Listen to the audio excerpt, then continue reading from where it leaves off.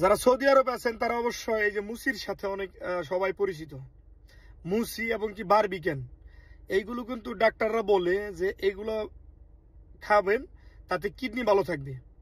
আর এই মুসির মধ্যে এই ব্র্যান্ডটা সবচেয়ে বেশি ভালো, যেটা যে গমের ছবি দেওয়া দেখেন, একটু তিতকুটি লাগে, বিয়ারের মতো আর কি, মানে ননেলকু। কিন্তু এটা খাইলে আপনার কিডনি ভালো থাকবো, কিডনি পরিষ্কার থাকবো। এই যে তিতার কারণে আপনার কিডনি পরিষ্কার থাকবে, এটা ডক্টরই বলতেছে। আরো যারা এই বিষয়ে অভিজ্ঞতা তারাও এটাই সাজেস্ট করে যে আপনারা পেপসি, মেরেন্ডা, কোকাকোলার চাইতে ওগুলা 4টা খাওয়ার চাইতে এটা একটা খাবেন।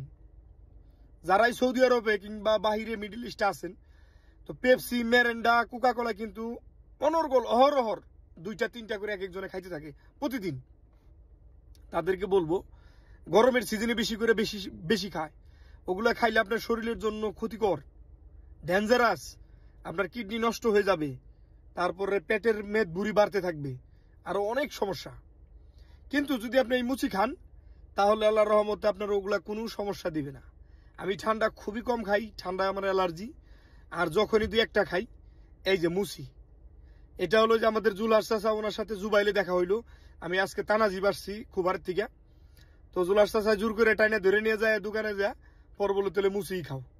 আর আমি ঠান্ডা তো এমনিই কম খাই, খাইলে মুসি আর নয়তো বা আরেকটা আছে আপনার 2 রিয়ালের বারবিকেন, এটা 5.5 রিয়াল।